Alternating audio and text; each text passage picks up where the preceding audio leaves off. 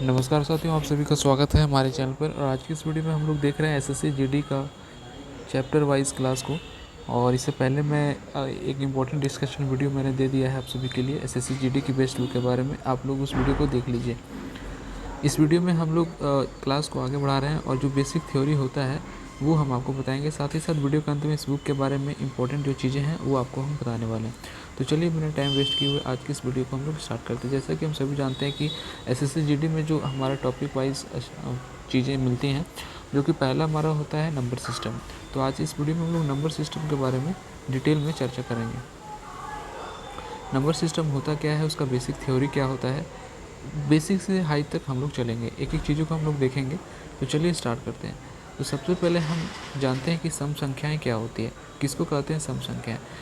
तो इसका डेफिनेशन ये हो जाता है कि यहाँ से आप देखेंगे कि वे सभी प्राकृतिक संख्याएं जो 2 से पूर्णतः विभाजित हो जाती है सम संख्या के रूप में आती हैं। ठीक है, जो 2 से विभाजित हो जाता है। अब उदाहरण के लिए 2, 4, 6, 8, 2 भी विभाजित हो जाएगा, 4 भी, 6 भी, 8 भी। तो ये सब संख्याएं के रूप में आती हैं। विषम संख्याएं का क्या डेफिनेशन है वो हम लोग समझते हैं। विषम संख्याएं किसे कहते हैं, जिसको ऑड नंबर भी बोलते हैं। वे सभी प्राकृतिक संख्याएं जो 2 से पूर्णतः विभाजित नहीं होती विषम संख्याएं कहलाती हैं। मतलब वो संख्या जो 2 का उसमें भाग नहीं लगेगा, 2 से नहीं कटेगा। जैसे कि 1 को हम लोग काटेंगे 2 से नहीं कटेगा, 3 को भी अगर काटना चाहें नहीं कटेगा, 5 को भी ले काटें तो नहीं होगा, 7 को भी काटना चाहें तो भी नहीं कटेगा। मतलब वो सभी संख्याएं जो 2 से नहीं कटे उसका थ्योरम है कि वो विषम संख्याएं कहलाती हैं। अब हम बात करते हैं अभाज्य संख्या क्या होती है। अभाज्य संख्याएं, तो यहाँ पे आप लोग समझिए कि वे सभी संख्याएं जो एक तथा स्वयं के अलावा किसी अन्य से पूर्णतः विभाजित ना हो अभाज्य संख्या कहलाती है। मतलब कि वो संख्या जो केवल खुद से और एक से, जो केवल खुद से और एक से, इसके अलावा किसी से विभाजित ना हो अभाज्य संख्या कहलाता है। अब एक्चुअली इसका डेफिनेशन समझिए कि 2, 3, 5, 7, 11 सभी अभाज्य संख्या है। देखिए 2 एक खुद में विभाज्य है, एक से विभाज्य हो जाएगा। बात करें 3 का, तो 3 भी एक से विभाज्य होगा और एक खुद से विभाज्य होगा। 5 की बात करें 1 से होगा और 5 से होगा। तो वे सभी संख्याएं जो एक के साथ साथ खुद से विभाजित हो अभाज्य संख्या कहलाती है। ओके, नेक्स्ट चलते हैं भाज्य संख्या किसको कहते हैं। तो भाज्य संख्या की हम लोग बात कर लेते हैं। तो भाज्य संख्या जो हमारा होता है, एक के अलावा वे सभी प्राकृतिक संख्याएं जो भाज्य अभाज्य नहीं है, मतलब कि एक को छोड़ दें तो वे सभी प्राकृतिक संख्याएं जो भाज्य नहीं है भाज्य संख्या कहलाता है। अब भाज्यता की जांच कैसे करते हैं, टेस्ट ऑफ डिविजिबिलिटी जो होता है। तो हम लोग जानते हैं कि 2 से क्या क्या चीज़ें, उसका रूल क्या होता है, 2 से विभाज्य होने के लिए क्या थ्योरम होता है। तो समझिए इसको कि यदि दी गई संख्या की इकाई अंक के स्थान पर शून्य या सम संख्या हो तो वह 2 संख्या से भाज्य होगी। यानी दी गई संख्या की इकाई के स्थान पर, जो चलिए हम लोग समझते हैं, सबसे मैंने लिया 10, तो इसका इकाई क्या है 0। तो शून्य या सम संख्या हो वह 2 से विभाजित हो जाएगा। तो मैंने 10 लिया।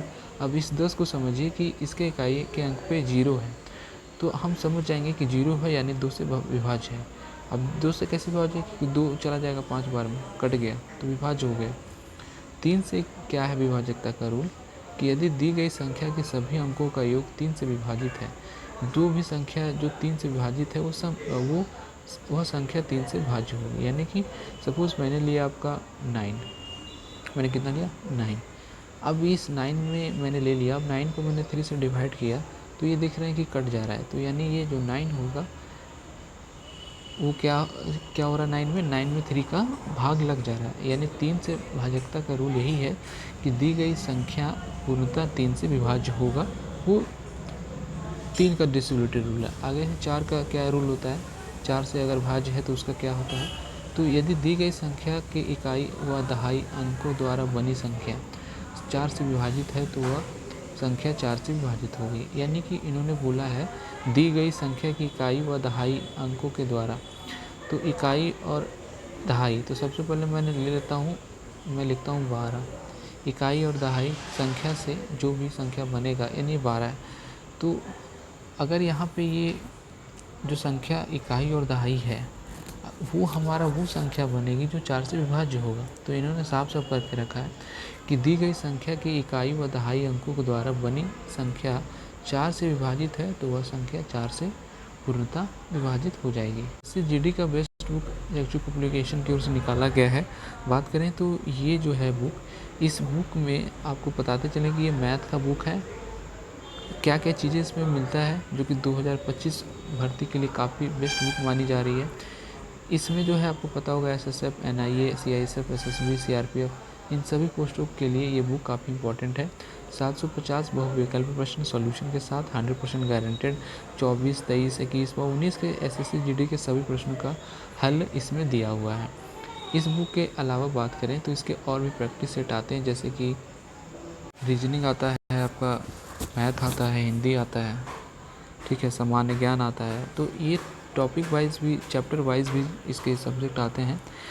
इसको भी परचेज़ करके आप अपनी तैयारी को मजबूत कर सकते हैं।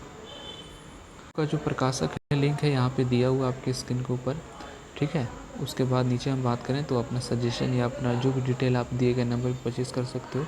डिस्क्रिप्शन में परचेज़ का लिंक भी दिया गया है, वहाँ से बुक को परचेज़ कर सकते हो। आगे की जो थ्योरी क्लास है वो आने वाली नेक्स्ट वीडियो में आपको जल्द ही प्रोवाइड की जाएगी। चैनल को आप लोग सब्सक्राइब कर लें।